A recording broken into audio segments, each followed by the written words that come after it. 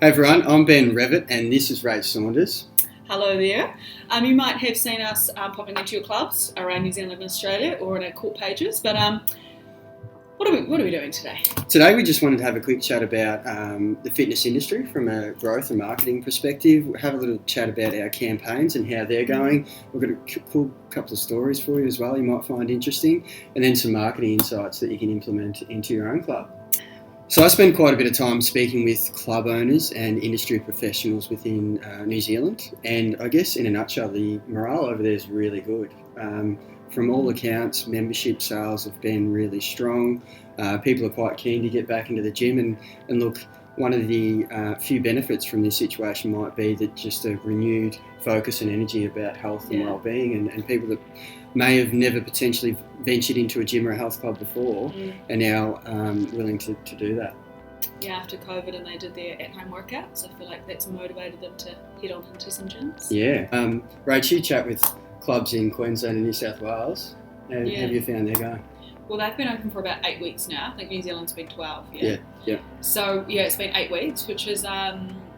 it's been really good. So obviously we've got 3 campaigns running at the moment. The morale with those has been amazing. That's been the biggest piece of feedback. Is obviously at the start of the campaign they were a little bit unsure about timing, but just over the last couple of weeks I've had really good conversations with club owners.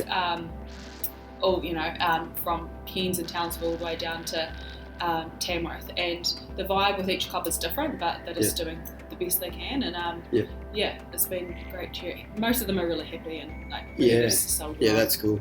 And we've been running campaigns for 3 weeks now. Up at Cairns we've got one, Kingaroy, Queensland, and then down in Merimbula. How are the campaigns going post-COVID? Yeah, really good. So Cairns is our 5th time running, and you have a really good relationship with them there. And great man. So they just every year they look forward to us coming back there. So post-COVID as well, it's that little bit of added bonus for them. Kingaroy, unfortunately their campaign, they were 3 weeks in, just about to head into an open day, and they got cancelled. And so they're back up and running, and they're happy to have us back. So they had the break, didn't they, with the COVID, of course. So, and it's been, the response since going back there has been awesome. And then Merimbula, actually have a good story to tell you about Merimbula. They obviously were really affected by the fires earlier on in the year. Tough one. And so I called in there in the beginning of the year, and we were wondering if it was the right time or not. We thought it was the best thing for the club owner to do, Gordana, and we signed, and then COVID hit. So we've come back in there now. Jake and Millsy are there. Everyone in the community loves them, and she's so happy. If anything, like we just talked about before, the vibe and everything in the gym and the community. So she's happy. Yeah, that's great. And we're looking at 8 weeks in New Zealand. Obviously things improved there a little bit quicker. Our first campaign was down in Pukekohe, south of Auckland, and that was actually our biggest campaign in 6 years. So we did 373 members in 6 weeks, which is incredible. And obviously at that time everyone was a little bit unsure as to how it would go. It was the unknown, and to get that result on the board was absolutely fantastic.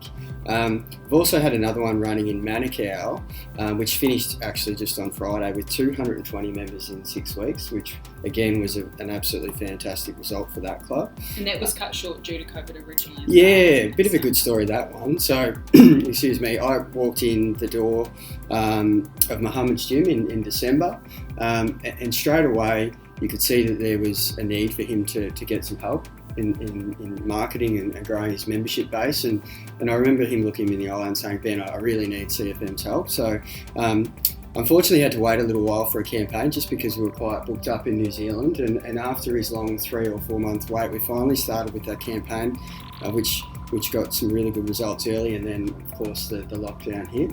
So he started 2 weeks of the campaign. He had to wait, I believe it was about 8 or 9 weeks to then go again.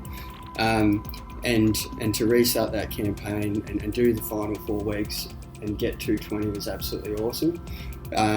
We obviously love helping club owners and love helping club owners motivate the local community to get members. But I had a text through from Muhammad that said, massive respect for CFM, you guys are amazing to save my business, and that is just why you and I get out of bed in the morning, so absolutely love that one.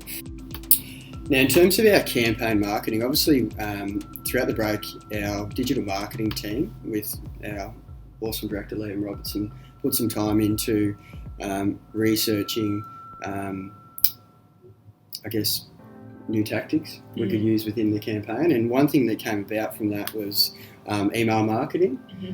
So that has somewhat replaced traditional flyers and telemarketing as well, and that's produced some pretty awesome results so far.